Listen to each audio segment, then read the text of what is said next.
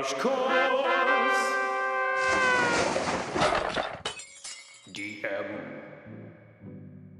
Hey everyone, welcome back to Crash Course DM, Daggerheart Edition. I am your forever DM turned pseudo-GM, Daniel Locke, here today to wrap up our one-shot adventure, Marauders of Windfall, to celebrate the release of Daggerheart by Darrington Press.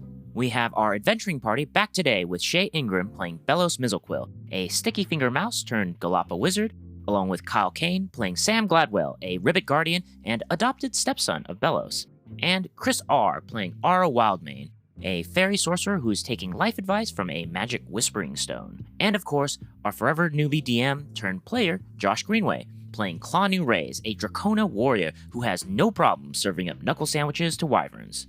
Since we are picking up mid-session, the only hopes I have is that I realize the turtle race is called Galapa, not Galaga. Probably doesn't happen. Last time on Crash Course DM, our players had boarded the RAS Windfall, a Royal Navy airship commanded by Augustus Kane Jr., on their journey to repair the keystone for the Whitefire Arcanus. During their travels, the ship was ambushed by a pair of wyverns. After successfully fending them off, the party discovered a growing mystery tied to the wyvern attacks and the ship's new engine. During their investigation, the ship was attacked by the pirate crew, the Crimson Cloud, and that's where we'll pick up our adventure today. As you see a pirate ship rise above the clouds with red crossbones on the Jolly Roger, you notice it is the Crimson Cloud pirate ship, captained by Calliope Crimson, the pirate captain. But before that, we flash back a few minutes ago to our dear friend Aara Wildmane as she's getting dressed. She finishes putting on the regalia and looks at herself in the mirror, and she's just practicing saying hi to this person who she's become enamored with, and she's like, "Hello, Lieutenant." No.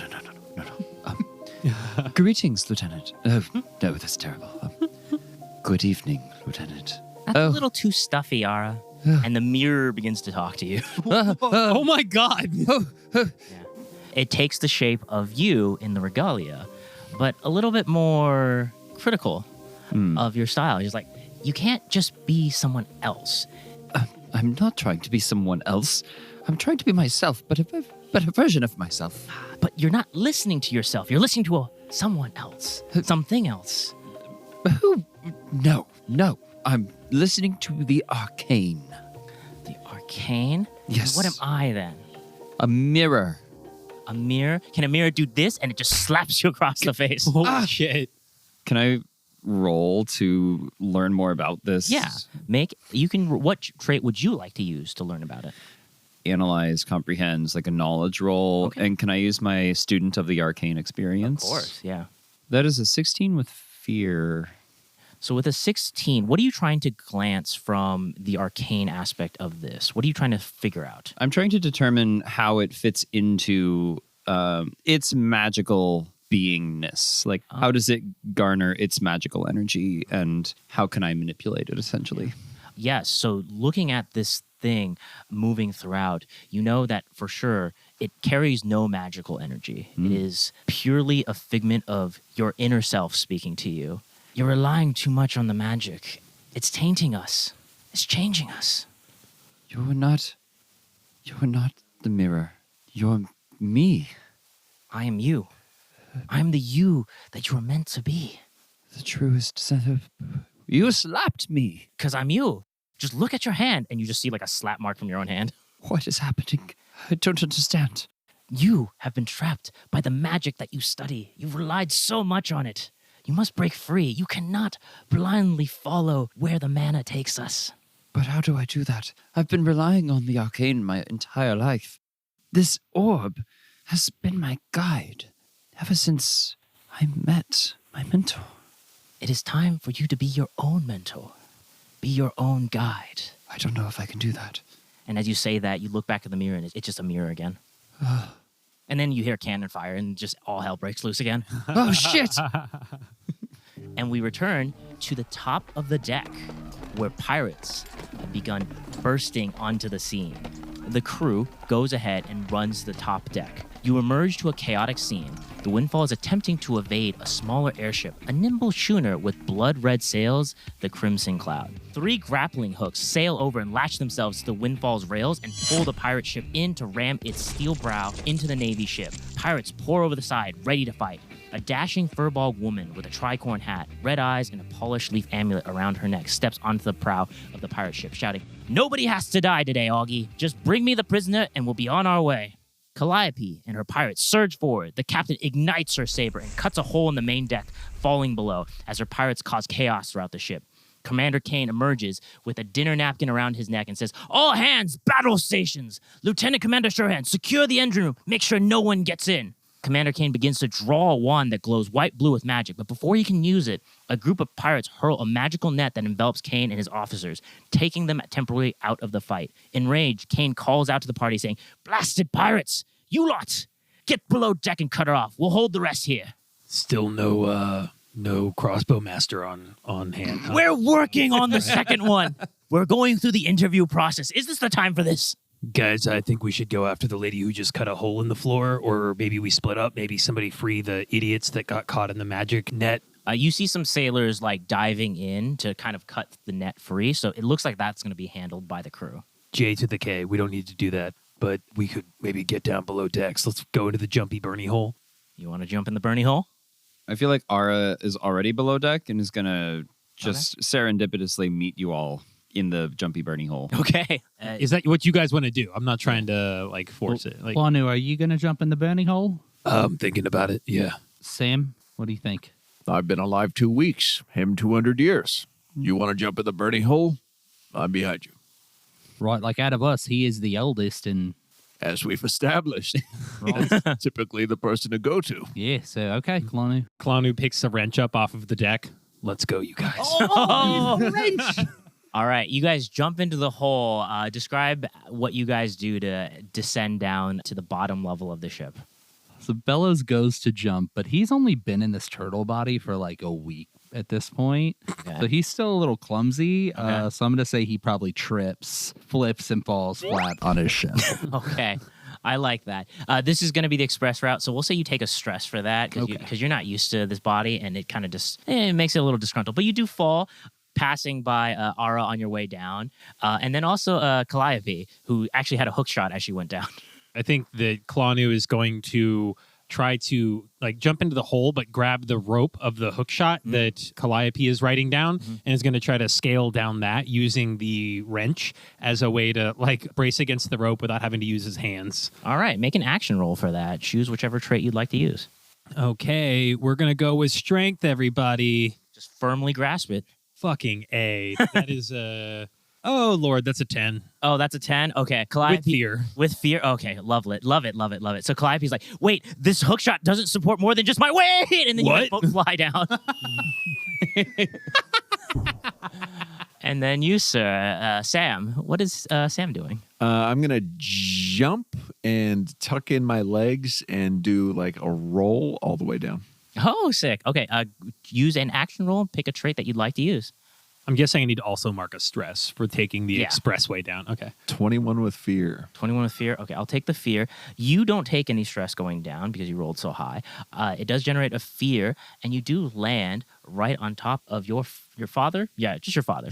Aw. Thanks. Yeah. I've got you, Sam. But he's really I know heavy you because he's do. wearing a full chainmail of armor. And he has a giant nightmare blade on his back, too. Yeah. So. So take another stress for me. Got you, Sam. A father takes all wounds for his son. Is the Nightmare Blade anybody who sees it or anybody he uses it against? Whoever touches it, essentially. So, okay. And by touch, I mean gets struck with, I guess. And then, Aara, how do you descend? Since you're a little bit further below deck already, it'll be a little bit easier for you. Aara walks up to this hole that suddenly appeared in the ship and sees a turtle fall down. And then Calliope with a hook shot and a dragon on her back just suddenly fall down. And then a frog descending shortly after looks down. Oh, I guess that's where we're going. Can I ask what Aara's evening regalia looked like Yeah. that she's now wearing to jump into this Bernie hole? I want all of you to help me. So Okay. I'm going to say that it is an evening gown What are some things that it has on it? Ooh, there is like multiple layers of fabric. So it's like a heathered off gray gown, but it's got very thin paisley red and blue accents kind of in the fabric embroidered into it all over. It also has like train, like a wedding dress might have, but it doesn't touch the ground. It actually like levitates behind her. The shoes are glass and filled with swirling flames. Oh. That is cool. And what a fun piece of footwear for jumping into a hole. Well, she's not going to jump. She spent a hope, and she's going to cast Wall Walk on herself. And she's going to simply step and walk down the wall. And her train is just going to like billow as she walks down in seemingly slow motion. Actually, you know what? She might just stay up there. She's going to walk down, just like dress billowing behind her, kind of looking down at everything, ready to start casting stuff. Mm-hmm. You're looking down at a hodgepodge of people just dogpiled on each other as they're getting up, wounded. Calliope's just like, get off of me. Clawnu's going to resist getting off of her and try to hold her down. Okay, go ahead. Make a strength check, difficulty 14. Sorry, I keep giving him all of this fear, everybody, but that is 16 with fear. 16 with fear, that passes. She's like, okay, guess you're not getting off of me. What do you want? Mostly to kill you right now. Okay, counterpoint. Maybe you don't kill me and you free my buddy inside the engine room who is, let's hear it 1 second, getting tortured. Oh, he's with you. He is with me. He's my navigator. He's quite good, actually. He makes my ship the fastest ship in the world. And I'd like him back, and I would treat him better than this. Are you Navy? Well, not yet. I mean, there was talks of it. Absolutely not. No, definitely not. Definitely not Navy? Okay, and then you have a son or child. Why do you know that? Yeah, it's crazy that you made that Sorry. connection already just by looking at us. You can Most tell people- based off of how he looks at you. Oh, There's so much fatherly love. it's a long story. Actually, I used to be a ribbit, a frog person, and I made a. Great. Love long stories, but we're kind of on a clock here. Well, you brought it up. I'm sorry. I was just pointing out the fact that you look like father and son. Can you get off of me and let me save my friend? Listen, this is our ride to go get a scale so that we can stop some really bad magical shit from going down where we came from. So, to be honest, you torturing our ride just because your pirate friend is being tortured by the Navy just in the law of good versus bad, that is messed up, admittedly. But you're not giving us any reasons to help you or why we should betray these people. Fair enough. How about this instead?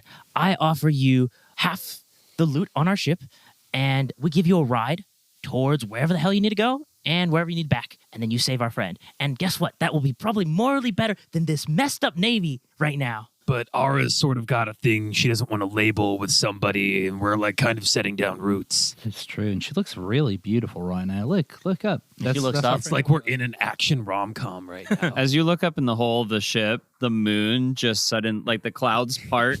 The moon is right behind her, and she's perfectly backlit, just standing there, fairy hair flowing in the wind. Yeah, the captain just gets like heart eyes. Like, such beauty, such grace. Wait, I gotta save my navigator She's seeing first. someone. I mean, not really. They're not trying to label it, but calm down. Well, in case you don't want Navy scum, pirates maybe.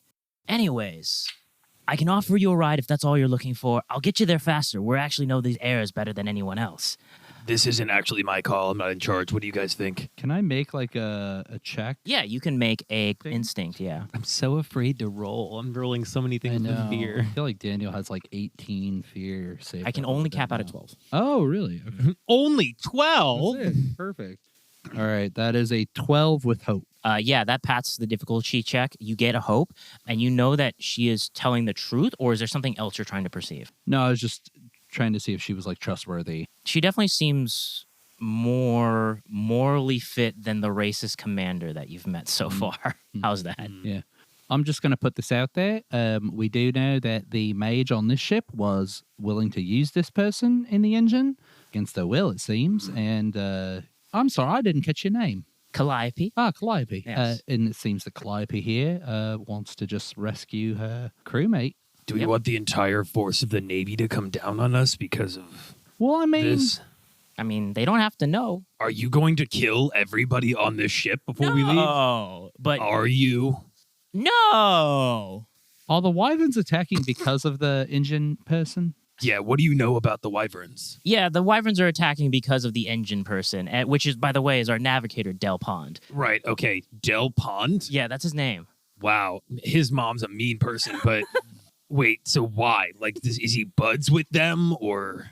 He's a wind sorcerer, so he can control the arcane in the air, and it draws them in using air currents. It matches their flight path. Oh, so they're attacking to try and help him. No, they just get drove over here on accident. Mainly, well, not on accident. He's doing it on purpose so he can escape. But anyways, we're kind of running out of time. Well, no, hold on. So if he comes over to your ship, they're not going to get attacked by wyverns then, are they? No, because he's not going to drive their air current path towards us. Can he make the wyverns keep attacking the ship even after he's left? There's a distance. It's like a proximity thing. He's a good wind sorcerer, but not that powerful. Because that might solve our problem if they just got taken out by wyverns. That's true. I guess we'll have to take out this entire... Aara, how are you feeling about this up there? Well, as a wind sorcerer myself, She looks at her orb and remembers what the mirror told her.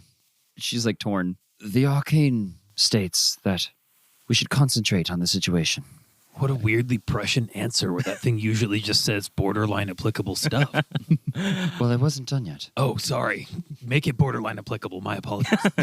We should concentrate on the situation and then ask again. As you say that out loud, I'm going to use 2 fear, and the lieutenant commander, Klesh Surehand, will appear with 2 navy toughs along him. She is going to try to attack through you to get to Calliope, the pirate king. Okay, perfect. Yeah, I'm in. Let's fucking go. Is she wearing red? The lieutenant? No, they are. Their usual military attire is blue. Because they're a navy. Exactly. Yeah, he gets it. Okay.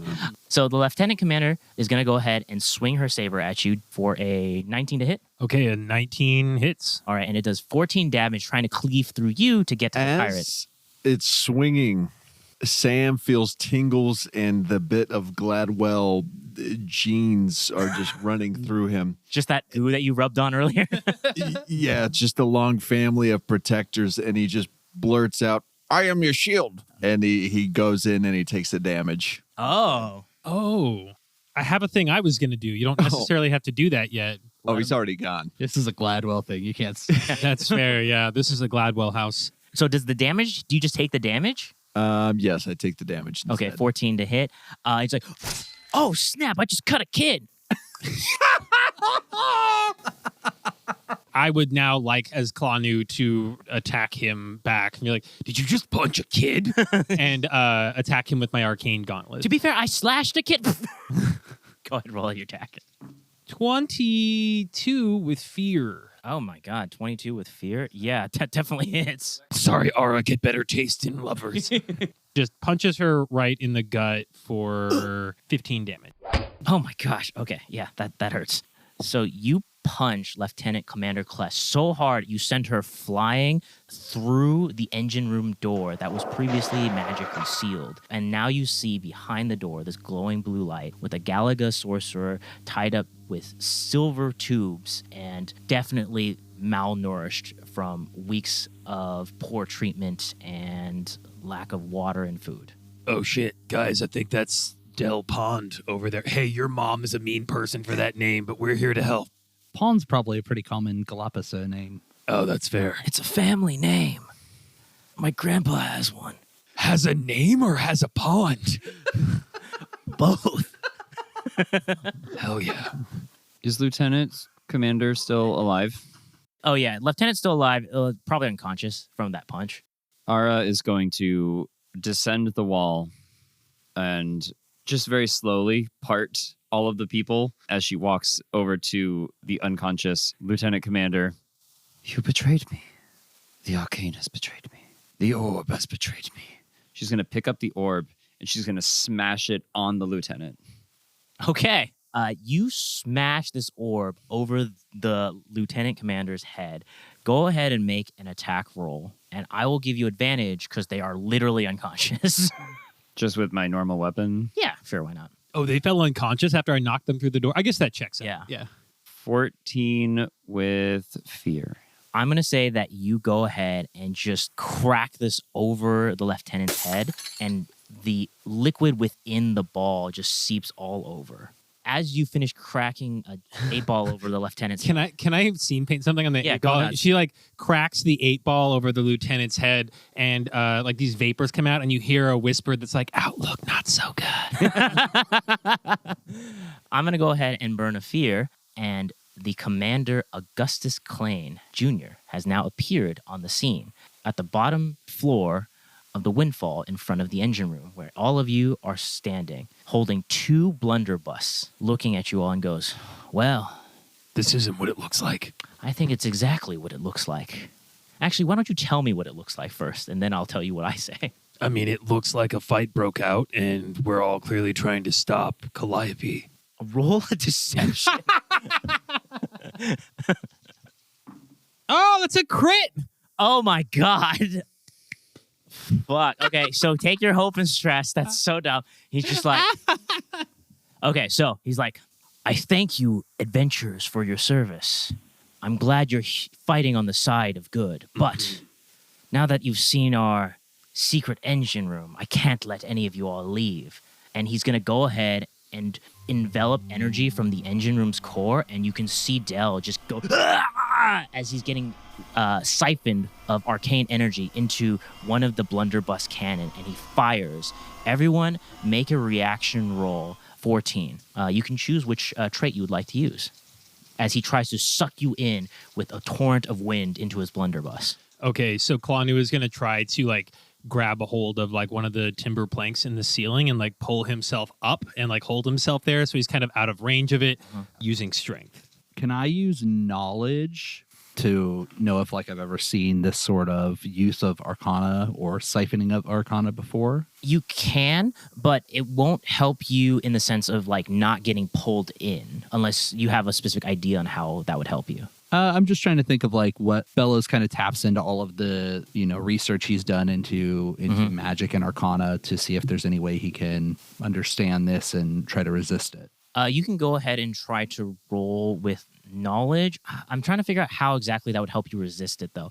If anything, it'll let you understand how it works. I wouldn't say like maybe he could like understand there's like maybe a ebb and flow to the pull of whatever it is that's like sucking them in, and so he can like try to strategically hold himself whenever the pull is hardest, and then like try to step away further whenever it softens. I like that. Yeah. That works. Yeah, go ahead. Okay, so since that's happening, I'm going to use my scholar experience. Sure, why not? Yeah, just lawyer me through this. Why not? Thanks, Josh. Mhm. I'm here to help. All right, so I'll use a hope and then add 2. I think scholar is my 3.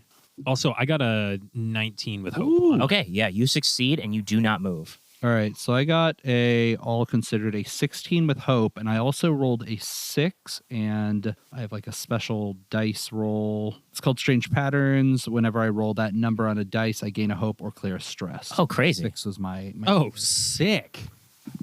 So 16 with hope. Oh, yeah, you pass. Okay, cool. So you figure out the ebb and flow, the push and pull with your turtley body. You figure out the right time to kind of just like suck in and just bounce right back to where you were, so you don't get pulled in as close.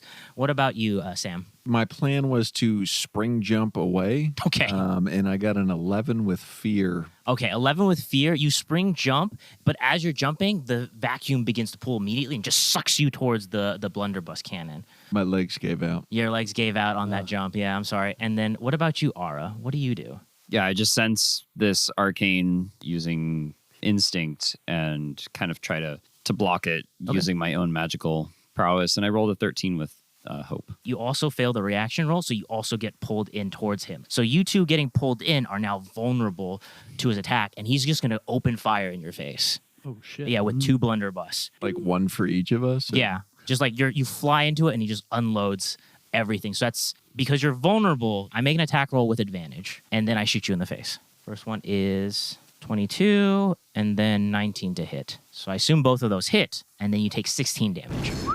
And then I'm going to activate the 2 Navy toughs next to him, and they're going to charge at you two. Jesus. All right. To you, it's a 4 to attack. To you, it's a 5 to attack. I'm guessing they both miss. Yeah, for sure. Clawnu just sees him coming, and he just picks himself back up to the ceiling again and like lifts himself over the swing. Okay, yeah. You just see this guy just like do like a barrel charge and run past you like the thing. He's just like, clashes into a wall. He's like, darn it, I missed. No one got knocked up.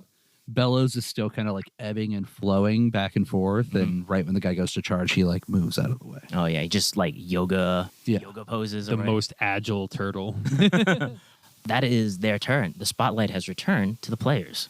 Just to really quickly paint the scene. Right now, we have an unconscious lieutenant commander. We have the commander himself with 2 blunderbusses siphoning magic from Del Pond, who is still hooked up to the machine. And then you have Calliope, who you're sitting on. Someone's sitting on. No, I got off of her you to got off beat her? the living fuck out of the other guy. Okay, yeah. Okay, so Calliope gets up then. I want to like point to Calliope and be like, set something on fire. It's like, done. And she like ignites her sword. Like the ship, like set the ship on fire. Oh, that's so boring. And she just like stabs the side of the ship.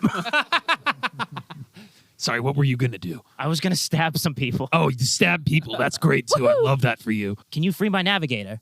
Yeah, I'm going to go fuck up this guy with the guns who's draining him. But let's wait, because the turtle is slow to act, but usually pretty powerful. Bellows, what's the move, man? I think I'm going to take a shot at the captain with my bolt beacon. I'm assuming he's far or fewer. Yeah, so I'm going to make a spellcast roll. Wait, the captain or the... Yeah, The commander? The commander. The ones okay. with the blunderbuy. Blunderbuy. The Kimbo blunderbuss, yeah. Because I know this is dangerous what he's doing, and I feel like we need to focus and take him out. Yeah. So I'm going to go after him. So I'm going to make a spellcast roll, and I'm assuming that just means I'm rolling against your evasion. Yes. 14 is the evasion. So that is 14 plus 2. That's 16 with hope, and I did roll my special. Ooh. Well, that's a 9, but yes, a 6. A lot of stress clearing today. I spend a hope, so I gained a hope. I'll spend a hope. Okay. We'll call it a wash. To send a bolt of shimmering light towards them, dealing D8 plus 2 magic using my proficiency. My proficiency is 3, so that'll be 3 D8 plus 2. Holy shit. That is 21 damage. Oh my god. Okay, so as you send this giant bolt of lightning, I'm going to go ahead and use 2 fear to activate Lieutenant Commander Kless's special ability, Got Your Back, and dives in front of the captain to cover him. Wait, I thought the lieutenant was unconscious. She is. I smashed a ball on her head. Yeah. She All right. got balled in the head. She got balled in the head, and she dives in front of him and takes the hit. And now you see in her eyes, they are glazed over and bloodshot red, as if possessed by an otherworldly figure. Shit. Mhm. Okay. So she takes the 20-something damage? Yeah, she takes the 20-something damage, but then you can hear her muttering something in tongues, essentially. Can Aara act at this point? Or... Yeah, if you'd like to. It's still your turn, yeah. So I can get the sense that there is currently a magical effect at play here, correct? Yeah, specifically demonic. Counterspell.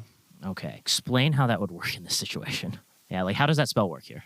I can interrupt a spell or magical effect that is taking place to make a reaction roll using my spellcast trait. So essentially, I'm recognizing that there is this effect, and I want to sever its tie and stop this effect from taking place entirely. All right, so this is a tough roll. So I'll say this will be like a 16 reaction roll. Does a 27 work? A 27 beats a 16. Yeah, it definitely does. That's a crit. Okay, perfect. 12 and 12. So you clear stress, you gain a hope, and as she dives in the way, you counterspell whatever demonic essence that has possessed her, and you can see for a moment, it like looks back at you, it takes a form of a fairy, and then just flies off into the distance. And Lieutenant Commander goes back unconscious. She like wakes up, goes for a dive, and then the light leaves her eyes and she just splats to the ground. Exactly. So we'll say that a previous attack does still connect with the commander, and it strikes him rather heavily. Sam, what are you doing? So what do we have still up right now? We still have the commander himself and 2 Navy toughs that are by him that charge Shea and Josh's character. Perfect. And am I far away from Josh and Shay's? You're probably like close, I would say, within Pretty like close. 15, 30 feet area. Okay, I would like to lock eyes with Bellows, and I would like to say, let's spin. Yes! And do a tag team roll attack on the commander. Do it, man. Let it rip. All right. A tag team roll you can do once per session. Each player can choose to spend 3 hope and initiate a tag team roll between the character and another PC. When you do, work with the other character players to describe how you combine your actions in a unique and exciting way. You both make separate action rolls, but before resolving the roll's outcome, choose one of the rolls to apply for both of your results. On a roll with hope, all PCs involved gain a hope. On a roll with fear, the GM gains a fear for each PC involved. If you succeed on a tag team roll attack, you both roll damage, then add it together to determine the damage dealt. 18 plus 3, so 21. I got 11 with fear, so Okay, we're probably gonna use yours. Okay. 21 with hope. Let's go. Yeah. Love it. All right, now combine your damage rolls with whatever damage you want to do. Ooh boy! And then describe how this tag team works. Okay, 19. And then I add 11 to that. 30? Okay. You let this Beyblade rip as it starts shredding. Like, what? Why? Beyblade turtle. Yeah, this Beyblade turtle starts spinning across the engine room, just bouncing off. I'll say you hit every enemy in this room with that ability. I'm just on top with my axe, holding it out. This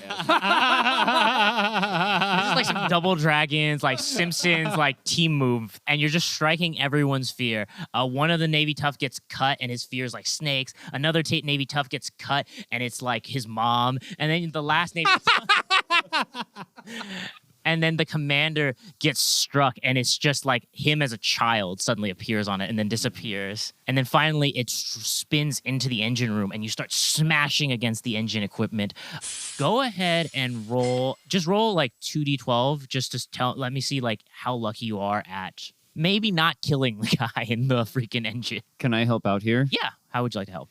Well, I am also a wind sorcerer, and so I'd like to create kind of a little wind barrier around Del Pond. Oh, perfect. I love that. Okay. He's like, oh, that's a nice breeze. His little one hair flows in the Yeah, wind. his like hair sensor. I just got 2 12s. Oh my God. Wow. Yeah. Okay, so because of Aara's gentle wind, you're able to like slingshot off of it back into the fight. And just like, I'll say you get one more smack on the commander too as you do it. Okay. And you just like smash into all of them, and they're all like knocked unconscious at this point. Once they bounce off of the commander, Clawnu is gonna like go in while he's disoriented with his gauntlets and just try to sock him in the face. Do it. Okay, and I'm going to mark a stress with my reckless ability, and I'm going to gain advantage on this attack. Mm-hmm. That's a crit. God damn. All right. Tell me how you punch this guy. Is there like an open portcullis or a window nearby or anything? Oh, Or, definitely. Yeah. Yeah, I want to punch him into a window so he goes flying out into the wild blue yonder. Oh, yeah. So you punch him towards the open portcullis that the pirate captain had just generously opened for you to send him out. Have a nice trip. I'm actually falling. Don't shoot kids. And you see him get launched out the window, and suddenly a giant leaf pops up on him as a like kind of emergency safety vest. Where the fuck is the crossbow guy? We haven't hired him yet. He's still on his 3rd round of interviews. That was the captain, right? Yes, that's the commander of the ship. Aara takes her dual staff. Yes. Oh, yeah, sure. I don't think so. And is going to fire at the leaf. Okay, roll an attack. Yeah, what's the evasion on a leaf, Daniel? It's probably the same as his normal one, I'll say. I'll say 14, yeah. Okay, He's got 14 evasion on a leaf floating in the sky? this is interesting because I rolled 2 1s. It's a crit. That's Oh, yeah, crit, that's a yeah. crit still, yeah. Okay. He's like...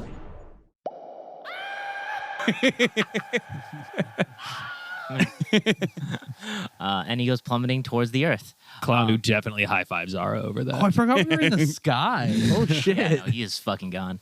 All I've right. been looking for a reason to send somebody out of this boat. I was keeping it in mind. Well, this is the pirate captain talking. The commander is gone, but I will say this is still a fully armed military vessel that still sees us as enemies, so we still need to get out of here. Oh, yeah, I'm down. Like I said, you should set this ship on fire while we rescue your guys so it burns up while we leave. If everyone's cool, are we all cool with burning down the Navy ship? I feel like we're pretty committed at this point. Right. So yeah, probably. Okay, cool. Yeah, I just want to make sure that I bring Lieutenant Commander with us. Oh, you do want to say, okay, we get it. We understand. Yes. We should tie her up, right? Yeah, like just in case. And Just then until the Stockholm Syndrome sets in. Right. Well, she was possessed. Well, yeah, she was possessed, but after she passed out and she definitely tried to kill me, We're not going to get in the way here of your relationship, Aara, but we're just saying we should take some precautions. Maybe it's healthier to set boundaries and not. I'm going to spend obsessive 2 over fear. this. The bottom engine room is completely on fire. Oh, perfect. Great job. Great job, Captain. That was exactly what we needed. Yeah, you see her just painting like the starry skies along the wall with the sword. Never mind. We're going to serve this as her funeral, and also the funeral of a version of me that is unhealthy. Clawnu takes the pink wrapper from the crushed orb and just lays it over the eyes of the There's a little of the orc. a little 8 that goes right over the eyes. Wonderful. All right. Rest in peace. Did we cut the guy out yet? Did we get him off of? No, he's still trapped in the engine room. There's fire going on. Yeah, so I run in there and try to pull him out of the equipment and Yeah. throw him over my shoulder. I'll say that you do pull him free. Go ahead, roll an action roll. Choose whatever you want to get him free. I'm just curious, like, how well you do it. I think before I pull him out, everybody, somebody smarter than me should double check that there's not a button we need to press to release him, or his consciousness gets trapped in the ship or some dumb shit. I like to check with my bulging frog eyes. Okay. Do I see any kind of button or anything? Make an action roll. Oh, that's instinct? Yeah, I think it would be instinct because you're perceiving, and you could even use your experience. Yeah, or you can just do help and ally and spend a hope and give him a d6 advantage die. Oh, should I? Yeah, I'll just spend a hope. Yeah, it's up to you. You can either do it that way or you can roll for yourself. I'll let you do whichever you choose. I'll spend a hope. Okay. All right, Eyes are so extra bulgy. so he's going to keep a lookout for me to make sure there's no sensitive equipment here. I'm going to roll this with a d6, and I'm going to use strength to just lift him up out of the system. That is a real bummer. That is a 14 with fear. 14 with fear. Okay. So that is enough to get him out of it. Thanks to your bulging eyes, you're kind of guiding him gingerly through the process because you saw him originally just kind of firmly grasp and pull, and you're like, maybe not. You do miss one of the cords that was kind of attached to part of his kidney, and that one kind of got lodged weirdly as you pull it out, and he starts kind of bleeding. Oh, he's got 2 kidneys. It's fine. But he is bleeding, and there is fire now. I'd take some of my egg liquid, and I'd like to smear that on him. Does it work on non-frog? We'll find out. We'll find out. Okay, so we'll say you do that. This room is on fire. If you guys don't start moving, I'm going to start hitting you guys. No, yeah, I think we definitely do like book it. Well, we're like fixing him on the go. Oh, so I've okay. got him like slung over my back. His kidney is exposed for him to apply frog goop. Just got Can the I- jar upended like on the wound, so it's just sitting there. I'll cast a magic hand and kind of have it hold like a cloth in place. Oh, okay, on I the like wound. that. Magic hand just packing the wound. Yeah. Okay, go ahead and make an our knowledge check. Ooh, knowledge check. Ooh, that's a 17, but with fear. 17 with fear. Okay, you keep his kidneys inside his body, but he's still bleeding a lot, and he's starting to turn pale. Oh, fuck. And as you guys are clearing the 4th floor of the ship, a couple Navy guys kind of pop up and just like, hey, you guys can't do that. That's our engine. You can't just take our engine. Hey, the engine room is on fire right now. You might want to go put that out. He's like, but he's the engine. No, he's the... So the room he's in would be the engine. absolute plebe. He is the fuel for the engine. The engine's on fire. The commander needs you down there right now. Make a perform. Or, Yeah, I'll make a presence check here. Thank you, presence check. I think I'm gonna burn a hope and use intimidation, like I'm an angry superior officer, even though I'm not really, but I'm affecting that attitude. sure. Ooh, almost a crit, but it is a 21 plus 2 is a 23 with hope. It's like, oh, are you sure you're not the commander? We're still in negotiations about it. Get downstairs and check out the fire. Yes, sir. And then, And then when they he run. leaves, I'm gonna point at the captain and be like, Set some more stuff on fire up here, just in case. She's just like drawing like a full Van Gogh just for fun. It's like a sunflower. Honestly, I don't know why they didn't see you before they ran, because that should have been a dead ringer, but... It's panic, you know. People are just focused on different things. Right. So does anybody have... Aara, do you have any healing magic? Anything we can use to stop this person from turning progressively more white? The only thing that I have is a healing potion, which I can certainly use on this fellow. I pull out a healing potion and just pour it in his mouth. "Oh, you got a healing potion? Roll some healing potion for him. Oh, I have a health potion too. I didn't even know that. You guys are just like doing like weird combat medicine. I'll do my healing potion actually, so you can save yours in your inventory if that's Okay. cool. Because I feel like I'm the less squishy of us, and so I'll give him 1d4 hit points. Hey, 2 hit points. You see his kidneys kind of like grow back in place. No, yeah, I like take the health potion and I stick it in the hole. I like that. You can't tell if it's blood or health potion coming out, but it's doing something. It's all egg water, health potion. Yeah. blood. Yeah. I think the frog water is really what's helping. This is just... So how's he doing now? He is starting to get better. I wouldn't say he's stable, but like you can probably get him onto your ship and do like proper healthcare. All right, can I try something? Yeah, go ahead. I'd like We are to- still walking while we're doing this. I know. I'd You like think- to place a frog hand on him, and then I'm just like ribbiting his heartbeat. Oh, I like that. I like a little frog EKG. That's going to be so sick in the audio later. Does a 10 hit his evasion? For an unconscious guy, yeah, I'll You say. gonna- Yeah. Oh Okay. my God. I'd like to cast a wild flame and try to cauterize the wound. Oh, Jesus Christ. Okay, Um, roll damage because he's pretty... Oh, dear God. Please don't do this. I'm just trying to too late now. isolate it It's- right on the wound, but flames will erupt. Do you from remember it. when Daniel made me over scare the lady earlier and she foamed at the mouth? I'm trying to roll real low here, you guys. Yeah. Fuck. That's You're a the worst. 7. 7? Okay. That is still just barely under their major threshold. Okay. So they take 1 hit point of damage, and you can see their life leave their eyes for a second, and then come back. Ow! And then pass back out. And it has been cauterized, and the blood has stopped. In doing so, you've made it back to the pirate ship, the Crimson Cloud. As they have no master gunner, no one's going to shoot at you. So they detach the grappling hooks, and the Crimson Cloud takes off into the distance. Do we see the ship explode or catch fire or anything in the background? Because I'm going to definitely recommend that they fire on this ship if it doesn't. Like, for a second there, you're like, oh, the smoke is dying out. Oh, no, we got to go back and shoot. And then a wyvern just comes at it and just, like, tackles it out of the sky. That's the stuff. And the RAS Windfall goes plummeting into the seas, along with its captain and its crew, and no one knows why. You doing all right, Aara? I know you didn't want to label it, but you were pretty... It seemed like you had something with that orc. I think I wasn't infatuated with the orc. I think I was infatuated with the idea of something greater than myself. But I didn't tell you, and this might make me sound crazy, but my mirror talked to me, and it knocked some sense into me. I'm sorry, what? So I'm feeling much better about everything now. And I think that I can come to terms. I can build on this. You got slapped by your mirror. Yes, literally slapped across the face. By a mirror. Yes. You just walked too close. What? Is there any sign of her being slapped? Yeah. You slapped yourself real hard. Yeah. I mean, she does have like a handprint on her face. Was it like a cursed mirror? Did they put cursed mirrors in our room? Because I had clothes off No. for a long time in there. No. I sensed presence of arcane, and there was none. It was truly looking at myself in the mirror. It's almost like the change your magic ball said came from yourself. I think maybe the magic wasn't in my ball. It was in my heart. So much magic bursting to get out. You didn't even need ball magic. Who knew? I'm going to take a fear to take over for a second. I'm pulling the camera away from this for a second. You just see like a couple pirates just on the deck, just pulling at some rope, trying to like bring down the mast, and it's like, they're just talking about ball magic and bursting.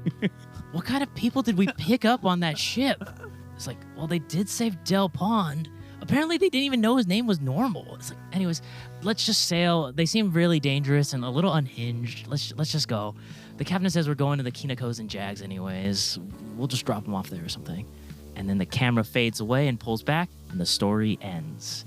As we dive into our epilogue of the Marauders and Windfall, as the party members collect the Kinekos and Scale and head on over to the Whitefire Arcanus and repair the Sablewood Forest and the magic it needed to protect its area against demonic forces.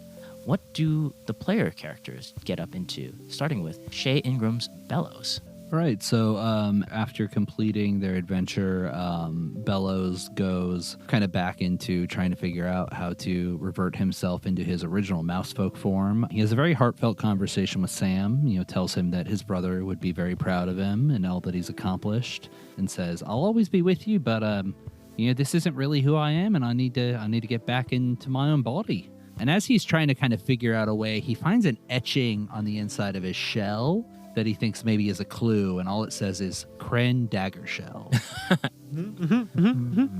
All right, cool. And then the spotlight shifts over to his stepson, son-in-law, protege. It's muddy. It's muddy, yeah. muddy. Just like That's frogs. how frogs like it. Yeah. Yeah, as he was telling me that, I've on the trip I have a stone totem that I've been carving to the shape of a turtle that I present to you. You've been so great. I've only got 6 weeks left to live, Oh. but I want to tell you these are the best 2 weeks I think anyone could have. Well, I just know you'll do great things in your remaining 6 weeks. I hope so. And just remember, when times are tough, let it spin. Wise words, thank you. And Sam goes on to live on the rest of his last 6 weeks on Earth.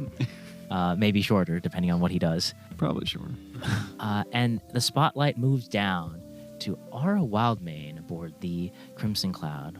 Aara had found a small hand mirror and started bringing that around with her everywhere. And whenever she needed a little bit of encouragement, she looks into the mirror, she channels her arcane self, and the mirror comes alive and probably slaps her more often than not. Yo, why am I alive in here? This is such a weird thing to be alive in. I can't even move. Well, I didn't choose the vessel to which you became sentient. I'm pretty sure you did. You're the magic user here. I don't know why he talks like this. I was going to say, new accent for Mirror, Aara. You need to get better at this. Maybe go learn from an actual teacher. Wait, no, that's not what the moral of the story was for you. Go learn from yourself. Well, the other thing you said, learning from an actual teacher, that's not a bad idea. Ah, crap. Here we go again. And the camera spotlight shifts to the final wonderful Clawnu rays. Clawnu Rays is, I think, like in the background, like listening to the conversation between Bellows and Sam. And like he was originally thinking like, maybe I'll follow Sam and keep him safe. But then he hears him talk about the fact that he's only got 6 weeks left to live. And he's like, I can't lose another aquatic pet. I can't do it. And so he returns to the Whitefire Arcanist and he's like, I need a new team. I'm going back out.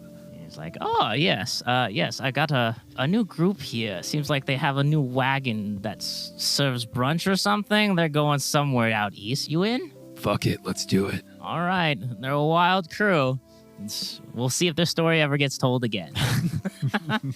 And that's where we'll end our story today of the Marauders of Windfall. Thank you all for playing. Let's get into some hearts and wishes, everybody. All right. I have a lot of thoughts, a lot of opinions on how I did, but I want to hear from you first. How did you guys enjoy Daggerheart, or just how I DM for you all today, or GM for you all today? Let's start with Josh. I felt great overall. It was very fun. You're a great DM. You're very good at your time management and keeping the ball rolling. I really liked that. I really like Big Hearts for Demiplane. The layout in that is just so much nicer than like D&D Beyond or Roll20. I really loved the Craftsman wrench insert too. Oh, thank you. That was a fun moment. And then Bellows gifting Sam, his 2 weeks old son, a battle axe that takes the shape of nightmares. Yeah. Really, really, really fun moments for me. I really love the changes in Daggerheart. I think they did a great job of streamlining the system. Yeah. The lack of initiative is so fun. This is just such a fun system to play. I really want to play another Daggerheart game again sometime soon. That was all great. Wishes wise, I felt a little hoodwinked by the adventure because I thought we were going to get a scale. Like usually it's like a go get the thing. And it turned into, no, you're getting fucked up on a ship. And so I wasn't like really prepared for how to use some of my abilities and stress because it was hard to gauge like what sort of time we were going to have or like how complex the adventure was going to be. So I kind of pulled punches a few times where I wish I had like used things and it was just hard not having the context, but I think that's just the shape of the adventure. Okay. Yeah, I think I could have made it clear that the adventure itself was actually the traveling portion of the ship and discovering the secrets on it, as opposed to being like, you're going to this place to get an item and then come back. So it's like a two-part thing. Yeah, because I like spec things out thinking like we're going to be finding shit, we're going to investigate, I need to pull a scale off of something, and that's a good note. Now we're just fucking up a boat, which is fine. That was great. I had a lot of fun, like high marks broadly. That was just if I had to pick a wish, that would be it. But love it. Great job jamming for us, and I would do it again. Thanks, Josh, man. And those are some great notes. I'll make a note for myself. All right, Shea, what you got for me? Yeah, so Big Hearts, first off, I really enjoy Daggerheart. I like it a lot. I like the approach. I like the lack of initiative in combat. I really liked how you can like kind of use fear, whenever to insert yourself and kind of cut off our bits sometimes to keep the story moving along. But it Shut doesn't, the fuck up, guys. Right, but it doesn't feel cheap because you have to like use a resource to do it. And we talked about that a little bit during the break. I really enjoyed the story itself. I liked that I felt kind of caught off guard by what was going on and that there was a little mystery hidden in there that I wasn't expecting. I enjoyed that a lot. I loved all the characters. My only wish, I wish I had maybe done some more like sincere interaction with the other characters, because there was clearly like there was already a bond between like Bellows and Sam, obviously, but I felt like beyond that I didn't really get those like sincere like one-on-one character interactions. That would have been tough though, timing wise. Like we didn't really get but like having you guys have that moment was really nice. I think, and it made this cool like duality with you. I thought it worked out great. Man. Yeah, especially with a one shot. I understand wanting to do that for sure. It's just hard timing wise, and also like finding those moments because you don't want it to feel forced, but you still want to play with it. But the moment that you did have with Sam's character was like heartfelt, and it was very cute to see like a father-son moment there. And considering we'd only been adventuring with you guys, well, I'd only been with you guys for like less time than he's been alive. Like,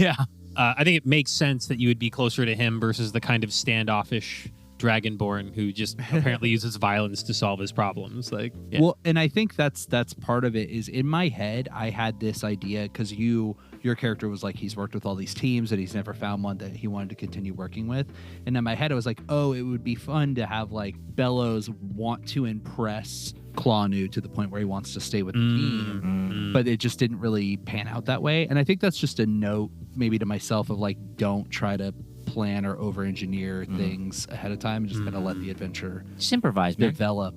Live in the moment. And let the relationships develop naturally. So, but hey, it's good to hear, and I appreciate everything you did. I thought it was really fun, so I enjoyed your character quite a bit. I love the Beyblade scene at the end, super dope. Oh, that was so cool. What a sick tag team. Yeah, which to the initiator, Kyle Kane, hearts and wishes. Yeah, hearts. So I have the team up ability. The tag teams. Yes, you did. Love those. Love doing those. So dope. That was very fun. Just hacking and slashing.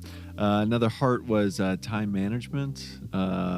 You said the time you said, and we are early. Yeah. I feel like that's a first. Ever on the podcast. I got notes about that from That's how you can tell I'm not DMing. It's the wrong time. And then another heart was Chris's 8-ball. Oh, yeah. love the 8-ball. Oh my God. So yes. sick. Yeah. +1 to that for sure. Such a sick gift for me as the DM or the GM and everybody else. Yeah.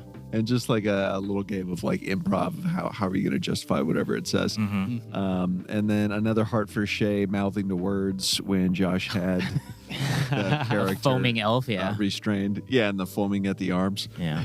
Great. And then the only 2 wishes I had was one for character development. And this might just be a thing on like my guy. I feel like I essentially was just Max again. I don't know. Couldn't find opportunities to like develop something specific about him. That just may be on me or not really. I think sure the format was hard to accomplish that with. I mean, we did this in like less than 3 hours. Like overall, like that's not a lot of time for you to like have an arc or establish like a hugely unique persona if you didn't have it up front. And it's definitely one of the weaknesses with the one shots. And I think one of the issues that I had coming into it for myself was that we weren't able to do like a proper 0 session in that sense to really like ground your characters. Because those are the moments where I feel like, okay, we can lock you in and then take you into the one shot. And we essentially got like a free extra couple hours for you guys to speak and develop relationships. It is what it is, and it still worked out really well. You still had good relationships. Well, and you did have your I'm 2 weeks old thing, and then at the very beginning when you were like I was sent to my room, like that I thought was a really funny. You were kind of you were like a bratty version of Maxwell. Yeah. Okay. Perfect. Yeah, I'm great. Thanks, guys. Yeah. So you're wrong in your wishes. I'm gonna unwish my wish. Okay, cool. All right. But then my second one was, and I think you said this as a heart, but I'm gonna say as initiative order. is a wish for me. Okay. Just when it comes to combat, like What? I like having like a turn Oh, okay. order to go in. Is anybody else fucking flabbergasted that Kyle is saying this The right guy now? who hates combat loves Specifically the because it slows things down. Well, hold on. I think what he likes is the structure to know when it's his turn to kind of take the spotlight. Yeah, I like that structure of it. I like to know when it's my turn to go, because And- otherwise I'm like, I don't want to stomp over everybody. That's not how this So I works. That's sit not how back. any of this works. Kyle, the biggest stop. and tallest of all of us, doesn't like to step on toes. That's right. That's right. To be fair to you, that has been a big complaint for Daggerheart, even during beta, is people trying to get used to that system and finding where that goes. And they have developed a thing called a spotlight tracker where everyone gets 3 tokens and each one can take a turn until either a fear generates or everyone's gone. And if you used a token, then you can't go until everyone's used theirs. To kind of give everyone like a turn of initiative. I've just been treating it like an improv scene, though. Like, dip in when you can and, like, leave space for people. Like, No, and I feel that. That's kind of like what I felt as like, oh, this is really good for our group because we're a bunch of improvisers. But I can also see that point of view. yeah, where sorry, I'm not trying to needle in any of that. I was just so shocked that was the Oh. thing you didn't, because I feel like that's your issue with combat in D&D is like, but there's initiative and you gotta wait and you gotta. I don't know what it is. I don't know. I feel like I've got my turn down, but then like Things anyone happen. can jump in, and then someone does something that like starts a fire or something, and then it's like, oh, I need a new turn, and then by the time I get the new turn, someone else is gone, and then it's like, oh, I need to make a new one. To that point, I think that we should be better communicators when we play a game like Daggerheart about like, I'm gonna do this thing. Here's my plan, and like sort of talk above game before we act in character. Because like I think one thing that D&D has trained us all towards is like, I'm just gonna say the fucking thing right now. And I think that we probably could have been better coordinators with you to maybe make sure we weren't stepping on what you wanted to do. So I think a little of is that is It's honestly Josh's on fault. me. It's all honestly Josh's on me. fault. Yeah. Like I Okay. see the audio things. I know I'm the one that talks the most. Anything else, Kyle? That might be it. Like if we talked about the plan and then all went in, instead of Yeah. I don't know, maybe just the actions first. And Yeah. like I'm scrambling. I don't know, and it could just be new game. I'm not used to it. Yeah. So need a couple more sessions. Yeah. So hopefully we'll get more sessions in. But thank Yes. you, Kyle, for your feedback. Chris, Miss Aara Wildmane. Since no one else did it, it was great. Glad. Damn it. I was like, I didn't get it yet. Daniel, I liked the pacing. Okay. It was really nice Yeah. that you kept it going. You had a clear plan. You knew exactly what was going to happen. But you also had a really good sense of yes and kind of working on your toes and A couple fuck yous, but yeah. but really like fitting in what we wanted to do within the confines of your plan. So it was like gentle railroading, which you kind of have to do for a one shot. Like you Yeah. can't let it get too far off the rails. Otherwise, it's going to turn into a 7-year campaign. Yeah. Yeah, definitely. So I liked your pacing to keep it right on track. That was really good. Thank you. And I took note of that. I like that you also established stakes, especially at the bottom of the ship. Instead of us farting around for 30 minutes, you said, I'm going to start burning you. The ship is on fire. Like it got us to move. And that's like, sometimes I need that. And sometimes all of us need that. Yeah.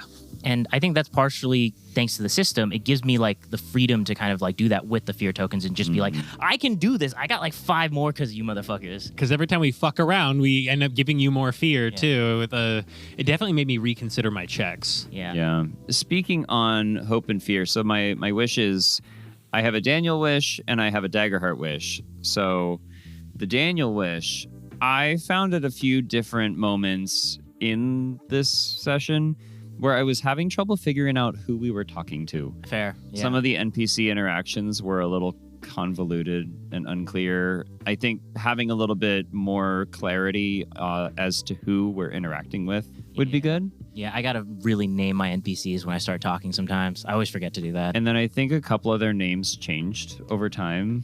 There's like tons of NPCs are just like, oh, there's like 8 names in here. You're talking to one of these guys. They do stuff.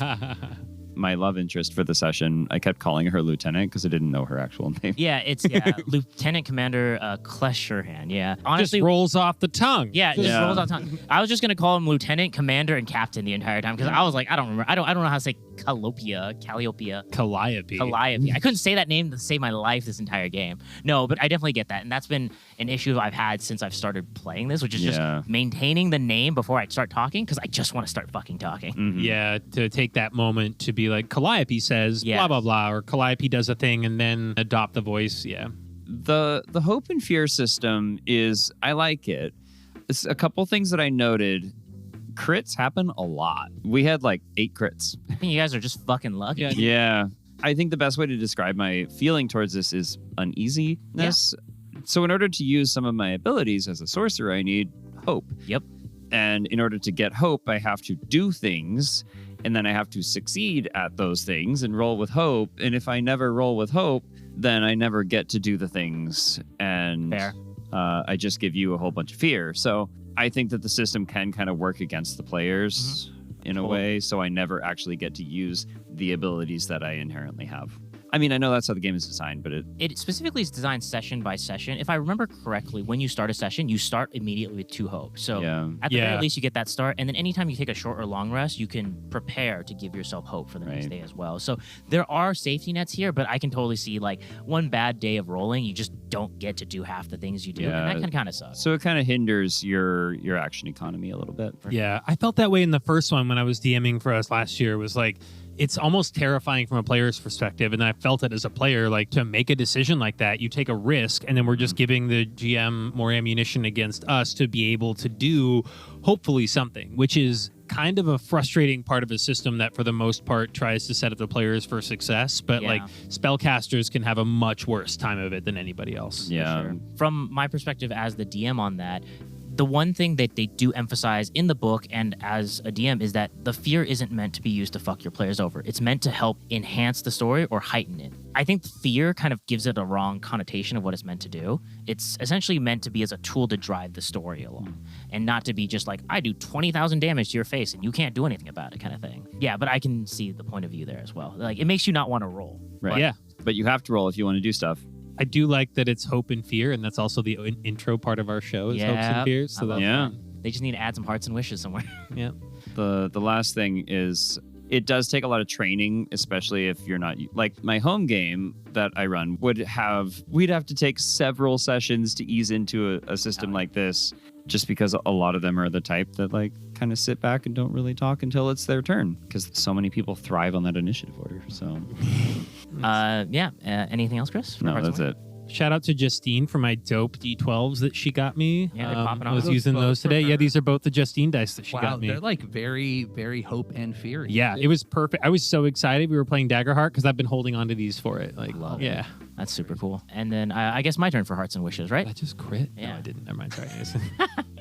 Hearts, you guys, so much fun. I love watching you guys interact with the story and deal with the things I was throwing at you, but still playing with it in a fun manner that I would expect, having played with you guys both as an improvised team and also in D&D, to do. It was just such fun stuff, good relationships, hilarious backstories. I love Clawnu just essentially being like a crazy John Wick, just popping off and driving the story forward and keeping things going. I never felt like I had to be the one like pulling you along, which was great.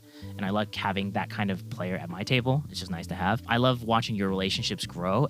So kudos to you guys all on what you did. Made things super easy. And thank you for responding to all of my Discord messages in the beginning, because I just sent a ton of stuff because I was really It was excited. only 107. It's Yeah. fine. It's So sorry about that. And big hearts to Daggerheart. I think this kind of system is kind of what I've always wanted to play. It's definitely a system for theater kids, in my opinion.